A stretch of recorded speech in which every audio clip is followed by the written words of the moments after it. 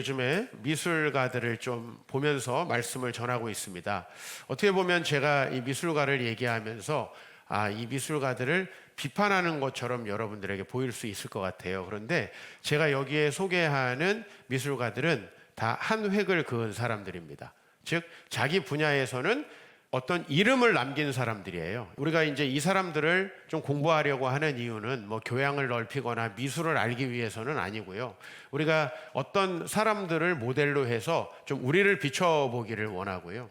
우리의 삶에는 무엇이 좀 더 필요한가라고 하는 것을 생각해 보기 위해서입니다. 오늘은 에곤 실레라고 하는 화가입니다. 많이 못 들어보셨을 거예요. 지금까지의 화가들보다는 우리 지난번에 소개했던 그 클림트, 황금색, 또 노란색 빛깔들을 사용한 그 그림, 우리가 어떤 그림을 봤을 때 이건 누구의 그림이다 라고 이렇게 구분될 수 있는 이유는 뭔가요? 뭐 혹시 목사님들의 설교를 들었을 때 이런 내용, 이런 책은 누구의 메시지구나 이렇게 우리가 알 수 있다면 좀 그 사람만이 경험한, 또 그 사람만이 추구한 어떤 세계가 있었다는 거죠. 클림트의 제자 혹은 후배격 되는 이 오스트리아 사람인데, 이 에곤 실레라고 하는 화가는 아주 천재적인 화가였다고 합니다. 히틀러라는 그 사람이 오스트리아 출신이고, 그리고 그 사람이 한때 미술 지망생이었다는 걸 여러분들이 예전에 들은 적이 있을 것이고, 또 제 설교를 유심히 들었던 분들은 한두 번 들었던 적이 있을 거예요. 뭐 역사가들이 이렇게 이야기하죠. 히틀러가 빈 예술 아카데미에 합격했으면은 2차 대전은 일어나지 않았다. 미술가를 지망했던 사람인데 그 빈 예술 학교에 여러 번 히틀러는 떨어졌습니다. 그리고 어떻게 보면 그 상처들이 또 남아서 그 일을 만들었을지도 모르죠. 그 빈 예술 아카데미에 16세에 가볍게 붙고요. 여러분, 그 다음에 진짜 실력이 좋은 사람들은 주로 중퇴를 하는 경향이 있어요. 일부 예배 설교할 때 좀 조심스럽더라고요. 우리 청소년들이 학교를 중퇴할까봐. 근데 제가 말씀드립니다. 더 이상 배울 게 없는 선생님들보다 미적분 잘하면 중퇴해야죠. 그죠? 예. 이 에곤 실레가 좀 그랬던 것 같아요. 이 빈 예술 아카데미를 너무나 가볍게 합격하고 또 가볍게 버렸습니다. 이 사람의 그림의 특징은 유화를 좀 적게 그리고요.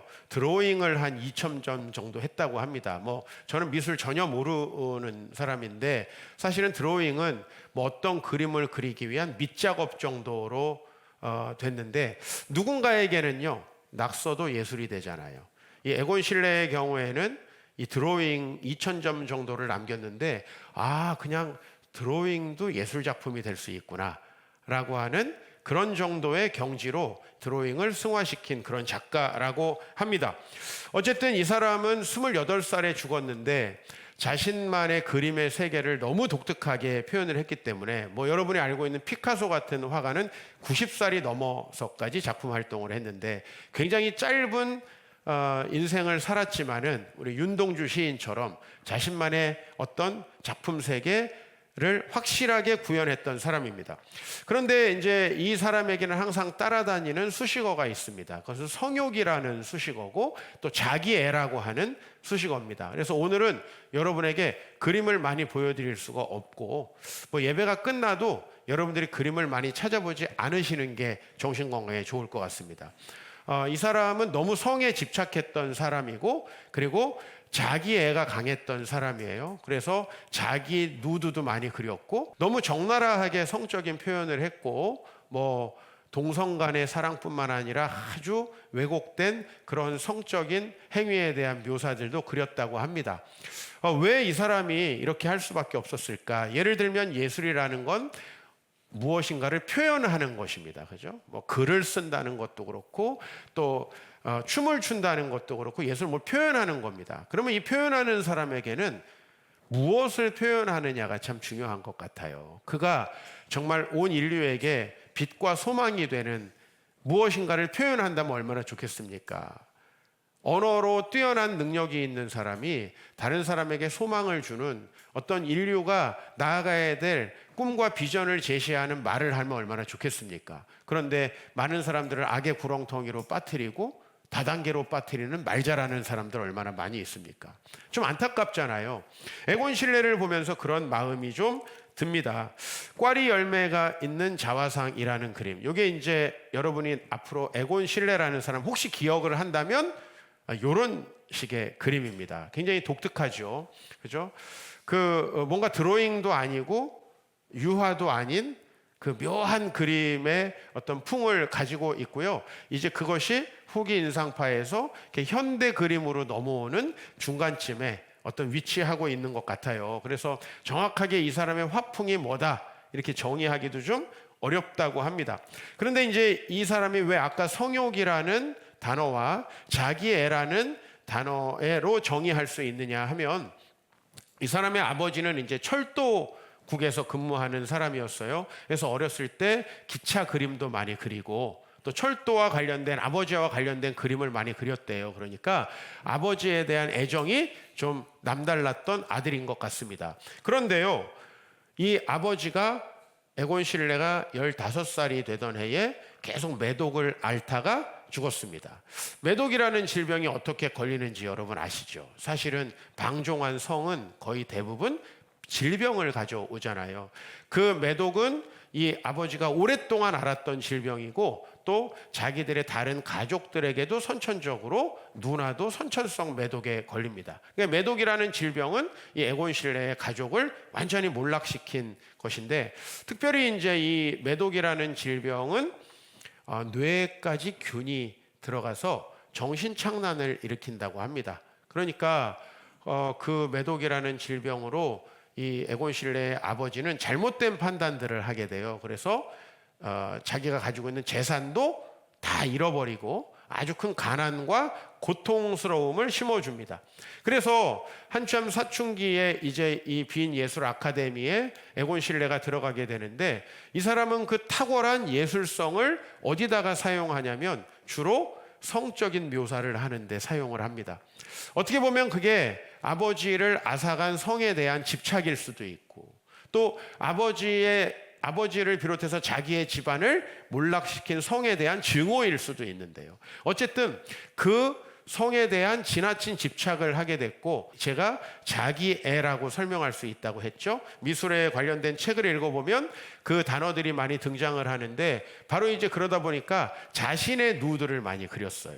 그런데 유난히 성기관이 많이 도드라지는 그런 그림을 그렸습니다. 그거는 다른 여성들, 소녀들을 그릴 때도 마찬가지였습니다. 그래서 이 사람은 아주 어린 시절에 자기의 누드 모델격 되는 여성과 동거를 했고요. 그리고 아주 10대 나이서부터 그렇게 살아가다 보니까 주변 사람들이 이 두 사람의 커플 이라고 해야 되겠죠. 이 사람들에 많이 관심을 가졌는데 그 마을 사람들, 마을 소녀들의 그런 누드도 많이 그리게 됐고요. 그래서 그런 것들을 신고당해 가지고 이제 기소도 되기도 하고 구치소 생활도 좀 했다라는 거예요. 좀 안타깝습니다. 이 사람의 재능이 안타깝습니다. 그리고 이 사람 결국은 자기가 누드 모델로 이렇게 오랫동안 몇 년 동안 데리고 있던 사람을 나중에 자기의 그림이 좀 유명해지고 자기의 예술가로서의 재능이 인정을 받으니까 버리게 됐어요. 아마도 좀 더 안정된 생활과 신분을 생각했기 때문이 아닌가라고 추정을 합니다. 그러나 그 새로운 사람을 만났을 때 양심이 되게 걸렸던 것 같아요. 그 에곤 실레가 그 죽기 얼마 전에 그린 그림이 이제 죽음과 소녀라는 작품인데 자기와 어떤 소녀, 이게 바로 이제 발리라고 애칭으로 부르는 그 여자 아이였는데 이 그림을 그렸습니다. 자신에게 일어난 일들, 자신의 가정을 덮쳤던 불행한 일들, 특히 아버지를 정신착란에까지 이끌고 갔던 그 성에 대한 집착을 에곤 실레는 버리지 못했고요. 그래서 참 저는 안타깝다라는 생각이 듭니다. 이 사람이 예술에 쏟았던 그 노력들 아주 칭찬할 만하고 저는 그렇습니다. 우리가 무엇인가 인생에서 부여받은 부르심, 그것이 예술가일 수도 있고 사업가일 수도 있고 저 같은 목회자일 수도 있고 여러분 각자가 어떤 부르심이 있을 텐데요. 사실 그 부르심에 최선을 다해서 자신만의 스타일, 그죠? 자신만의 교육자, 자신만의 비즈니스맨, 자신만의 뭔가 자기 분야에서 독특한, 남들이 가지 못한 조금 더 특별하고 좋은 길을 간다는 거 얼마나 위대합니까? 그러나 그 내용 자체가 결국은 이 사람은 아버지로부터 받은 상처로 성욕에 집착했고, 그 다음에 이제 이 사람이 왜 그렇게 성욕에 집착하게 됐는가 했을 때 또 사람들이 꼽는 것은 자기 애라는 거예요. 사실은 우리가 살아가는 시대에 저는 어떤 사람도 좋은 시대에 태어날 수 없다고 생각을 합니다. 우리가 살던 시대는 다 힘듭니다. 제가 만났던 대부분의 사람들, 가정도 그 사람에게 그렇게 긍정적인 영향을 미치지 못합니다. 우리는 대부분요, 어려운 상황에 태어납니다. 오늘 우리가 읽었던 다니엘이라는 사람도 에곤실레만큼이나 여러 어려움을 겪었던 사람인데, 다니엘 1장에 이렇게 설명을 합니다. 바벨론 왕 느부갓네살이 예루살렘에 이르러 성을 에워쌌다. 이제 그 유명한 바벨론의 예루살렘 3차 침입이 있는데요. 그 중에 1차 침입이 있을 때 다니엘은 유대인이었습니다. 그리고 여러분 알다시피 다니엘은 믿음이 좋은 청년이었습니다. 어떻게 유추할 수 있나요? 바벨론에 잡혀가서도 이 다니엘은 믿음을 지키려고 했습니다. 그러니까 믿음이 되게 좋죠. 근데 여러분, 내가 믿음이 좋은 거하고 우리 교회가 좋은 거하고는 좀 다를 수 있습니다. 내가 믿음이 좋은 것과 그 시대가 경건한 것과는 다를 수 있습니다. 다니엘은 믿음이 되게 좋았지만은 왕과 권력자들과 이스라엘 대부분의 사람들은 믿음이 좋지 않았습니다. 그래서 하나님이 2절에 보면 주께서 유다 왕 여호야김과 하나님의 전 그릇 얼마를 그의 손에 넘기시매. 이번 주에 이 말씀을 묵상하다 보니까 참 저도 교회에서 많은 상처가 있을 수도 있었던 사람이겠구나라고 생각을 했어요. 왜냐하면 저희 아버지 교회를 다니면서 제가 경험한 건 극도의 가난이었거든요. 그건 객관적인 사실입니다. 물론 저는 이따가 말씀드리겠지만 거기에 그렇게 집착하지 않고 살아올 수 있는 은혜가 있었습니다. 그리고 제가 사역했던 두 교회, 제가 가끔 여러분에게 얘기하지만 다 보도 탐사 프로그램에 나왔잖아요. 그건 쉽지 않은 일입니다. 여러분의 교회를 다니면서 여러분이 지금까지 우리 교회가 첫 교회가 아니라면 교회에 대해서 때로는 아프고 힘든 경험들 있을 겁니다. 그죠? 저는 못지않다는 거예요. 그게 또 내가 개인적으로 힘든 것과 온 한국교회에 손가락질이 되는 것과는 좀 다르고요. 저는 거기에 그냥 쉽게 옮길 수 있는, 혹은 내가 교회를 기도하고 또 다른 곳으로 갈 수 있는 위치라기보다는 좀 교역자의 위치에 있었으니까요.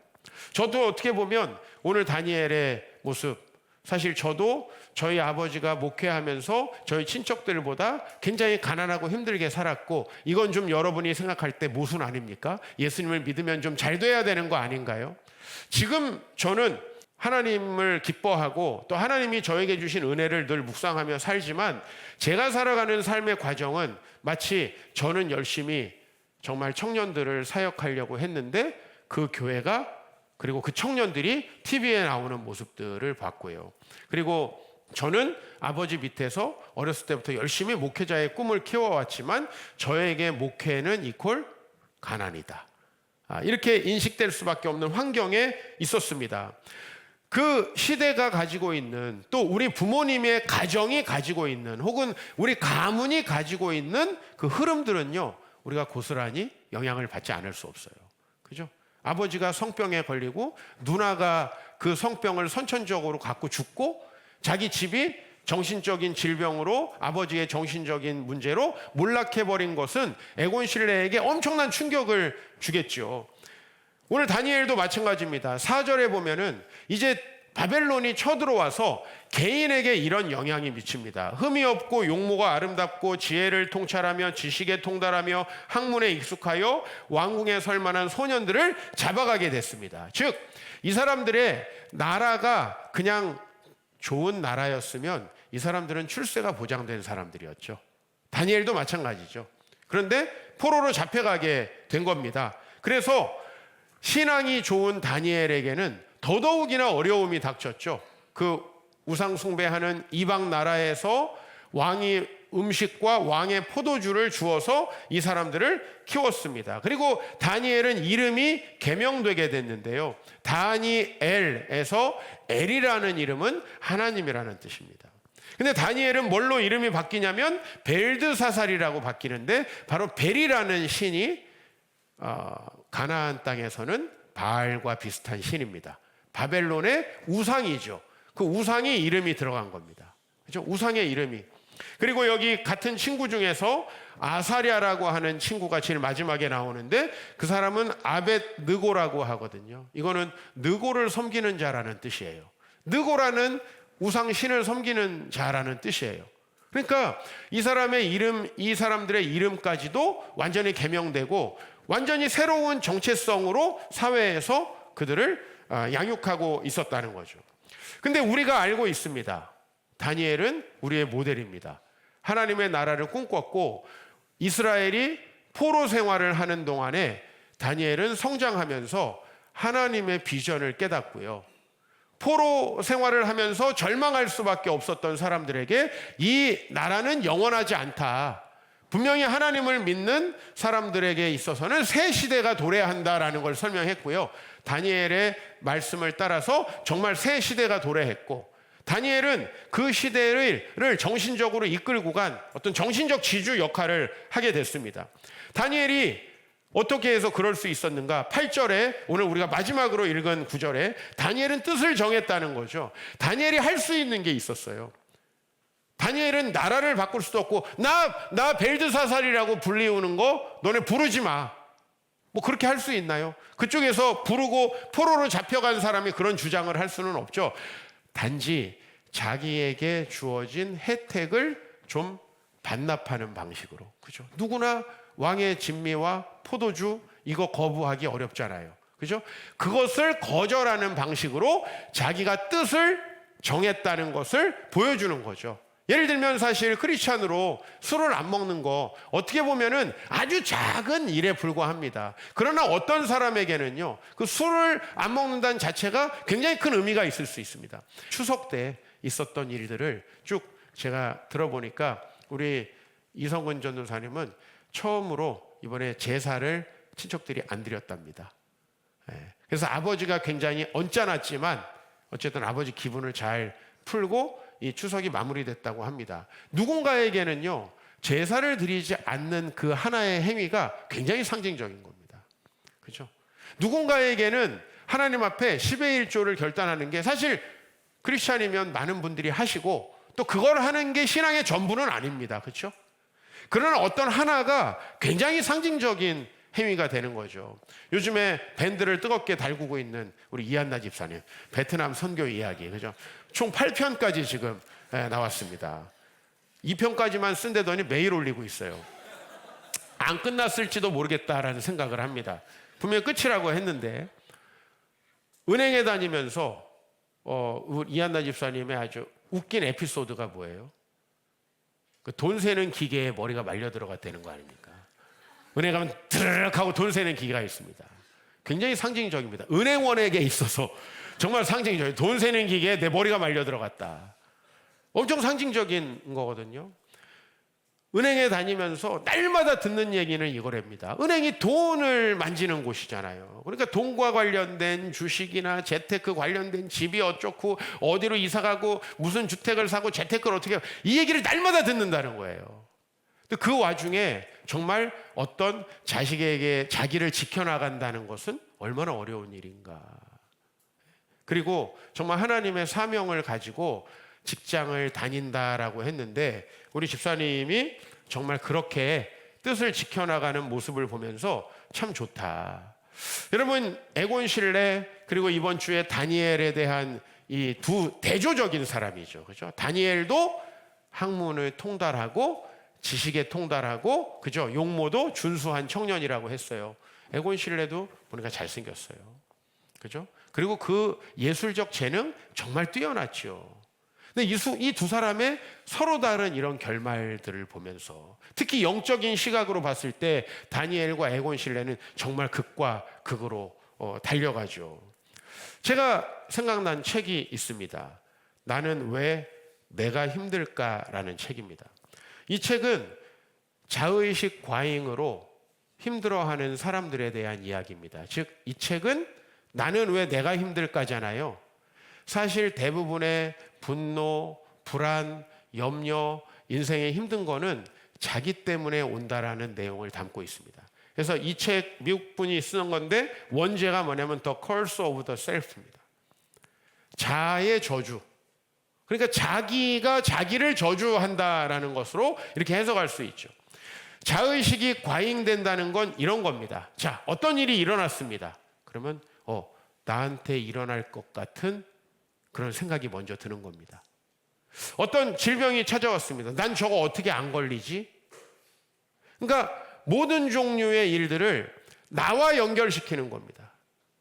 자녀를 키우는데 자녀에 대한 이야기를 들으면 우리 애들은 이렇게 되면 어떡하나? 해가지고 그 모든 걸 자기와 연결시키는 게 자의식 과잉이죠. 사실은 건강한 사람은 이 모든 일들을 객관적으로 볼 뿐만 아니라 건강한 그리스도인들은 어떤 일을 보면 그 일을 나는 어떻게 하면 저 일을 피할 수 있을까? 그리고 이 자의식 과잉인 사람들이 많이 하는 생각이 이런 거랍니다. 왜 내 인생은 이렇게 힘든가? 왜 나한테만 이런 일이 일어나나? 왜 내 주변 사람들은 다 이런가? 이런 생각을 한다라는 거죠. 그 뭐냐면 어떤 일이든 자기에게 연관시킨다는 거예요. 이것이 사실은 일어났던 일들의 영향을 훨씬 많이 받게 만든다는 겁니다. 여러분, 에곤 실레에게 일어났던 일들은 매우 비극적입니다. 그리고 제가 알고 있는 우리 교회 성도님들의 가정에서 일어난 많은 일들은 비극적입니다. 근데 우리가 분명한 점이 있습니다. 그 비극적인 일들의 영향을 평생 받고 있는 분도 계시고 그 비극적인 일이 전혀 안 일어난 것처럼 살아가는 분도 많이 계십니다. 우리 자녀들이 만약에 그렇다면 어떤 쪽으로 여러분들은 그 자녀를 양육시키고 싶습니까? 여러분 자신이라면 어떻게 하겠습니까? 저는 이제 여기 서초동에 이제 곧 좀 만나려고 제가 연락처를 받아놓은 분이 계십니다. 저희 이루와 같이 똑같은 입양 가족인데요. 건강하게 목회하고 계신 분이 있습니다. 당한 일을 바꿀 수는 없다라는 거죠. 그러나 그 일을 자기에게 과민하게 받아들이고 나는 왜 이런 운명인가? 나는 왜 이렇게 고생하나? 왜 우리 아빠만 이런가? 왜 우리 학교만 이런가? 왜 내가 들어가는 학교만 이런가? 라고 하는 분은 자의식 과잉일 가능성이 많다라는 겁니다. 여러분, 왜 에곤 실레가 그냥 주신 재능을 감사하고 얼마든지 다른 방향으로 재능을 펼쳐갈 수 있었는데 성욕에 집착했느냐? 그것이 바로 그가 그린 100편이 넘는 누드. 그런데 그 누드는 벗은 누드고요. 자기의 그곳을 지나치게 부각시킨 누드가 많다는 거예요. 그래서 제가 여러분들이 오늘 설교 끝나고 이분의 그림을 많이 찾아보지 않는 게 좋겠다고 말씀드린 거예요. 제가 보여드린 두 개의 그림이 이 사람의 예술성은 보여주고 그리고 그나마 좀 정상적인 작품인 거예요.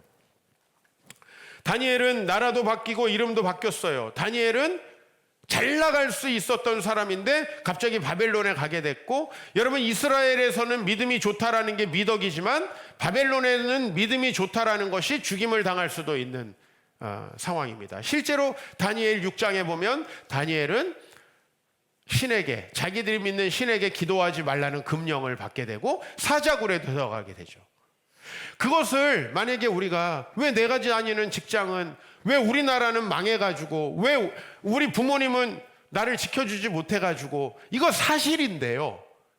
거기에서 항상 내가 들어간다라는 것은 결국은 나의 연민에 빠지는 것이다라고 하는 거예요. 한 목사님이 옛날에 겪었던 일을 고백하시는 거예요. 이분은 어머니가 생후 6개월 때 돌아가셨답니다. 그리고 이제 아버지가 재혼을 하셨어요.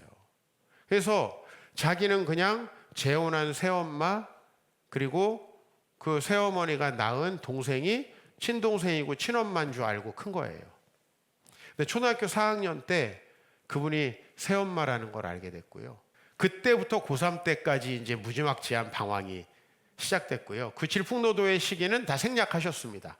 아마 별별 일이 다 있으셨을 것 같아요. 그런데 제가 그 얘기를 들으면서 지금까지 목사님이 목회가 어려웠던 게 왜인가라는 게 딱 이해가 되기 시작하는 거예요.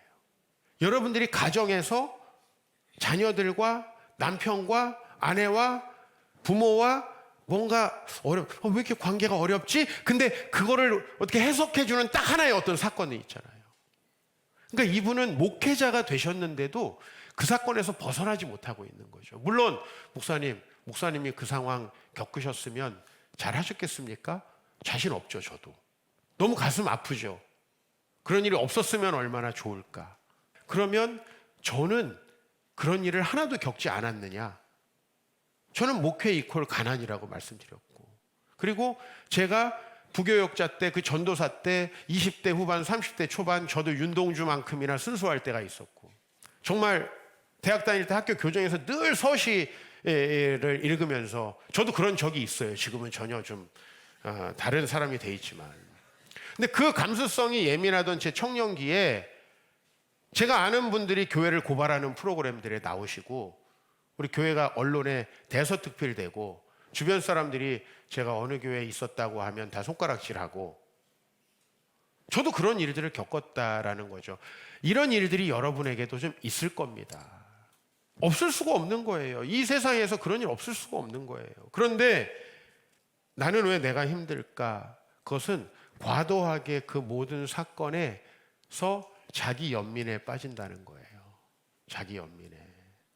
그것이 우리를 진짜 망친다는 거예요. 다니엘이 열심히 미래를 준비하는 한 전도유망한 청소년이었는데 나라가 망했고, 순수한 다니엘의 신앙에 비해서 어른들은 너무 타락했고 엉망진창이었다. 그러면 딱 탕핑족이 돼야 되지 않나요? 나 이제부터 밖에 안 나가 희꼬머리가 돼야 되지 않나요? 근데 다니엘이 그렇게 되지 않았다는 거예요. 그 영향으로부터 전혀 벗어났다는 거죠. 이것이 너무너무 중요한 거예요. 자기 연민에 빠진 사람이 얼마나 정말 그 큰 문제를 일으키냐면, 여러분, 자기 연민에 빠진 사람들이 많이 하는 게 뭐냐면 자기를 위한 소비입니다. 다 책들에 나오는 얘기예요. 자기를 위한 소비. 자녀에 대해서 연민을 갖고 있는 사람은 자녀에게 지나치게 소비합니다. 이걸 누구만 모르냐면 본인만 몰라요. 주변 사람들은 그 사람들이 너무 자녀에게 집착하는 것처럼 보이고, 주변 사람들이 볼 때는 저 사람이 크리스찬이지만 되게 이기적으로 보입니다. 여러분, 그렇게 이기적이고 가족에게 집착하는 사람들은 사회에서 소통이 잘 안 되고요. 다른 사람도 그 사람을 존경할 수 없게 됩니다. 점점 관계가 어려워지게 돼 있습니다. 그 핵심에는 어떤 일어났던 일, 우리 아버지가 매독에 걸려서 죽었다라는 그 사건이 존재하는 게 아니라 그 사건을 과도하게 연민으로 받아들이는 자기가 있다라는 거예요. 다니엘은 전혀 그렇지 않잖아요. 다윗, 어렸을 때부터 부모님에게는 거의 버려진 자식이나 다름없었고, 그리고 자기가 나라를 위해서 헌신했는데 도망자의 신세가 됐고 자기에게 창과 칼이 날라왔습니다. 다니엘이 자기 연민에 빠지나요? 그렇지 않잖아요. 어디서나 하나님께서 자기에게 맡겨주신 사명에 충실하죠. 왜? 하나님은요, 머리털까지도 다 세신 바 된 거죠. 다니엘은 그걸 아는 거예요. 시편 139편에 하나님은 나를 아신다. 나의 안고 일어섬을 아신다. 고백하세요. 그분은 내 마음을 알고 계신 거예요. 그러니까 아무도 나를 모르네. 세상을 보면 아무도 날 몰라요. 여러분, 교회에서 담임 목사는 되게 외로운 존재라는 얘기를 우리들이 모이면 합니다. 왜냐하면 담임 목사 입장에 서는 사람 아무도 없잖아요. 그죠? 담임 목사를 많이 세우면 가능해요. 그죠? 다 담임 목사야. 그럼 사실 담임 목사가 아니겠죠. 이 짐은 한 사람에게만 주어지는 거고, 여러분은 여러분의 입장에서 교회를 생각하실 거예요. 그건 너무 당연한 거고요. 그래서 인생은 외로운 겁니다. 그러나 다윗은 하나님께서 나를 아신다고 고백합니다.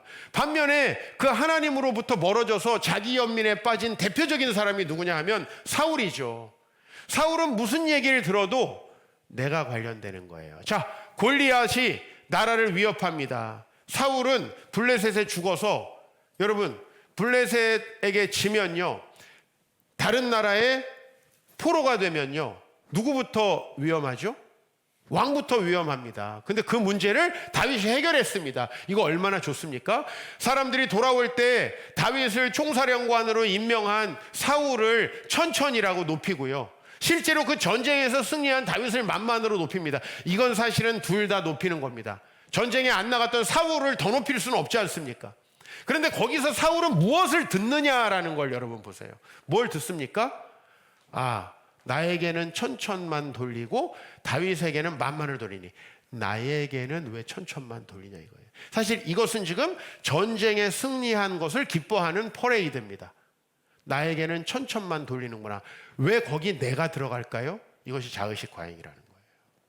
성도들을 책망하면 자의식 과잉인 사람들은 내 얘기를 또 듣고 나를 욕하는구나. 이렇게 들으세요, 진짜. 저 그 정도로 정교하지 못합니다. 우리 집사람한테 물어보세요. 저 그 정도로 정교하지 못해요. 어떤 분은 이걸 치밀하게 짜가지고 나를 욕하기 위해서. 저 그 정도로 정교하지 못하고요. 그 정도로 정교하게 설교 준비할 시간도 없어요, 사실. 그런데 이 사울은 그렇게 자기 왕권을 지킵니다. 그리고 저 사람은 내 나라를 빼앗겠구나. 창을 던지는 거예요.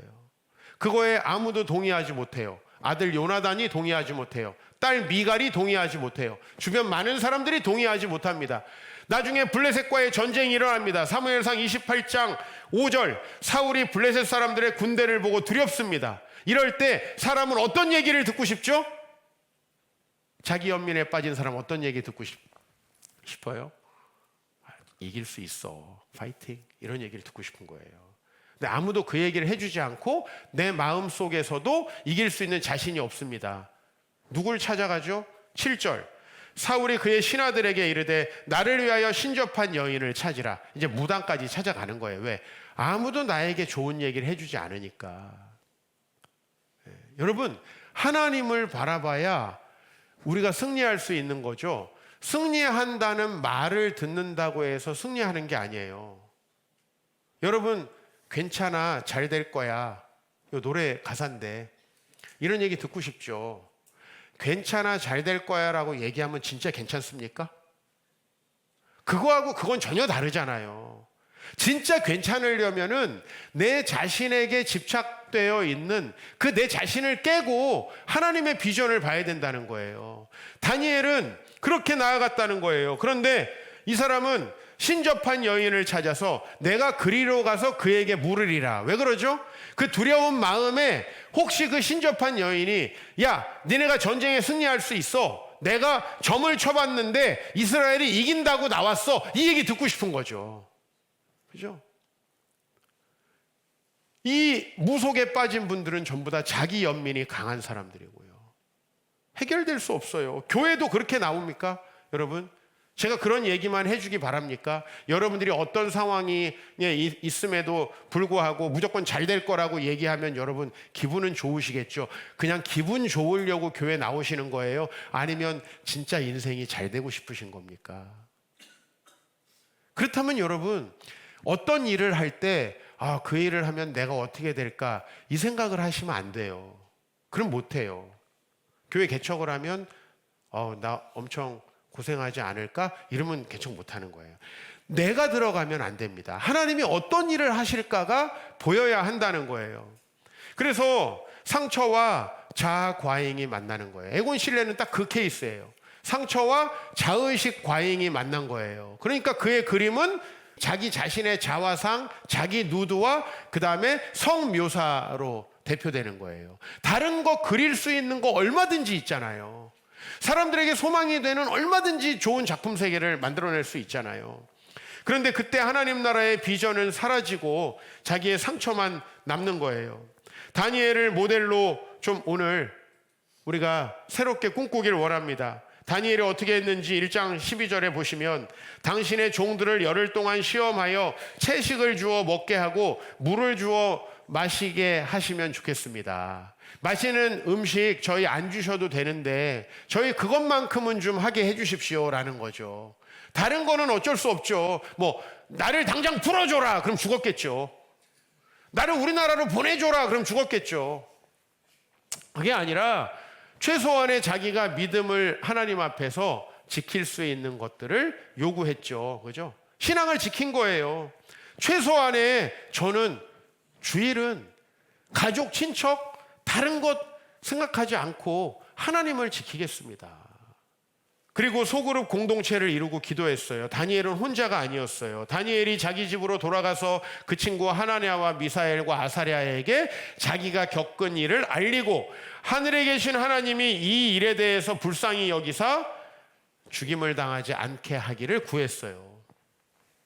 그리고 이 시기에 하나님의 말씀을 봅니다. 포로로 잡혀가서 당장 하루하루 적응하기 힘든데 어떻게 책을 봅니까? 다니엘 9장을 보면요, 메대 족속 아하수에로의 아들 다리오가 갈대아 나라 왕으로 세움을 받던 첫 해에 곧 그 통치 원년에 나 다니엘이 책을 통해, 이 책은 하나님의 말씀 두루마리를 얘기합니다.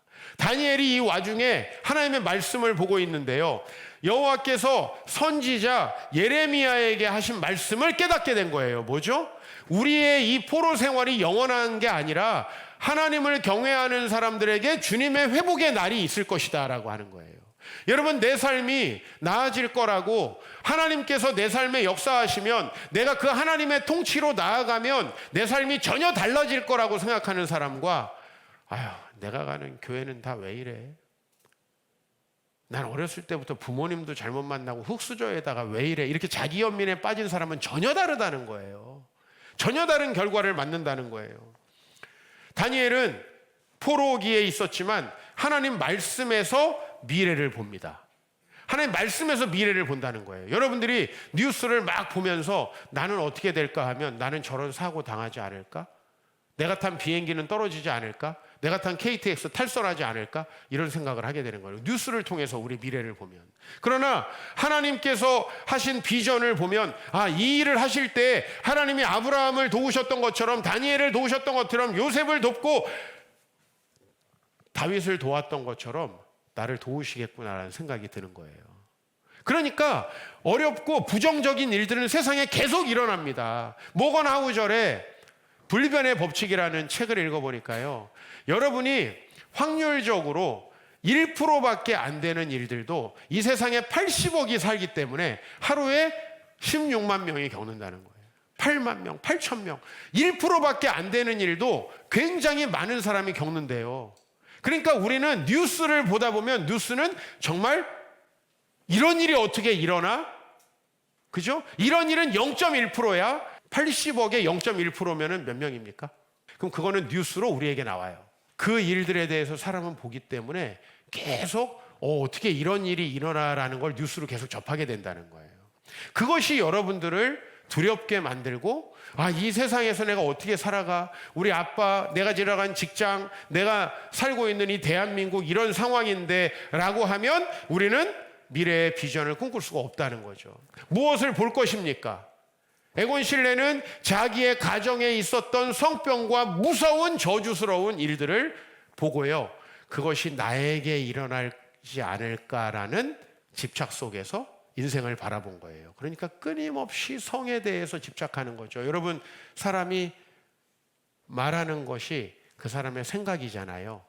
화가로 말하면 그 사람의 그린 것이 그 사람 머리에 있는 거잖아요. 우리 월급을 받은 직장인들은 내가 그 돈을 어디에 쓰느냐가 내 머리에 있는 생각이잖아요. 나는 소비한다, 고로 나는 존재한다. 내 소비가 나를 규정하는 거거든요. 내가 어디에 소비를 해야 되는지. 자기를 위해서 소비하는 사람은 자기에 빠져 있는 거예요. 자기 연민에 빠져 있는 거라고요. 그것이 여러분의 정신세계를 보여준다고요. 그러면 하나님의 말씀을 들어도 이 말씀은 여러분에게 부정적으로 남을 수밖에 없고요. 여러분의 과거에 있었던 좋은 일들은 하나도 기억나지 않고 안 좋은 일들만 기억에 나서 그거에 집착하게 된다는 거죠. 에곤 실레가 겪은 모든 일이 매독은 아니잖아요. 그렇죠? 그거에만 집착하게 된다는 거예요. 여러분, 무엇을 볼 것입니까? 주님이 하신 일들을 보고 하나님이 앞으로 여러분의 인생에 하실 일을 보시길 바랍니다. 나에게 있었던 일들을 부정적으로 해석하게 하는 자기 연민에서 벗어나시길 바랍니다. 그리고 여러분, 그건 참 남이 얘기해 주기 어렵습니다. 저도 지금 여러분이 한 분만 내 앞에 있으면 이 설교하기 어렵습니다. 한 분만 내 앞에 있으면 그냥 여러분 아닌 척하고 지금 불특정 다수에게 하기 때문에 이 설교가 가능한 거예요. 왜? 자기 연민에 빠져 있는 분을 앞에 두고 당신 자기 연민에 빠져 있습니다. 이 얘기를 어떻게 합니까? 아, 이종필이라면 할 수 있다고요? 저 못합니다. 그리고 지금 현재 못하고 있습니다. 솔직히 얘기해서. 그리고 여러분에게 정말 안타까운 마음으로 말씀드리는 겁니다. 저도 아버지의 장례를 치르는 날 우리 아버지 지인 목사님들이 많이 오셨습니다. 근데 그분들이 저를 보고 하나같이 묻는 얘기. 그죠? 왜? 그분들은 저희 아버지만 알고 저를 본 적이 없어요. 그죠? 근데 아들이 목사가 됐다는 소식은 들은 거예요. 저를 장례식에 봤어요. 저에게 무슨 얘기를 가장 많이 물어봤는지 아세요? 아버지가 그렇게 힘들게 목회하셨는데 어떻게 목회자가 될 생각을 했니? 라는 거예요. 이게 저희 주변의 목사님들이 저에게 그날 가장 많이 한 질문이에요. 이거는 반대로 말하면 뭘 보여주죠? 어렵고 힘든 경험들을 하면 하나님의 비전을 꿈꾸기 어렵다는 걸 보여주는 거죠. 사실 이게 일반적이죠. 그죠? 또 제 주변에 있는 목사님들이 제 과거의 경력을 알면 목사님, 그런 교회 출신인데 왜 목사님은 여전히 교회에 대해서 긍정적이세요? 왜 교회에 대해서 소망을 가지세요? 저는 한때 제 형님 목사님에게 그런 제안도 받았어요. 너가 두 교회에서 경험했던 뒷이야기 책으로 출판하자. 이건 제가 지금까지 썼던 20권의 책이 다 팔린 부수보다 많이 팔릴 수 있을 것 같아요. 그죠? 적나라하게. 제가 그분에게 말씀드렸어요. 저는 성경적인 내용만 쓰겠습니다. 부정적인 얘기는 쓰고 싶지 않습니다. 거절했습니다. 가끔 후회가 되긴 해요. 이름을 날릴 수 있었을 텐데. 제가 제 마음속에 그게 없기 때문에 못 쓰겠어요. 그리고 아버지와 겪었던 제 어린 시절의 가난에 대해서 제가 부정적으로 묘사하는 거 여러분들이 보셨습니까? 전 그것이 저를 긍정적으로 도와준 이야기를 여러분에게 많이 했던 것 같습니다. 그리고 그게 또 사실이기도 합니다. 여러분 어려운 일 겪죠. 초등학교 4학년 때 새엄마인 걸 알고 본인의 엄마가 돌아가신 걸 알고 내가 어렸을 때부터 겪었던 그것이 바로 우리 엄마가 아닌 분이 나에게 했던 학대라는 걸 알았을 때 그 충격과 어떤 정체성의 혼란은 참 너무너무 힘들고 고통스러울 것 같다. 그분이 오래 기억에 남을 것 같습니다. 그러나 그가 다른 것들을 보기를 원하고 제가 목사님을 이야기하는 건 타산지석입니다. 여러분들도 다른 것들을 보기를 소망합니다. 기도하겠습니다.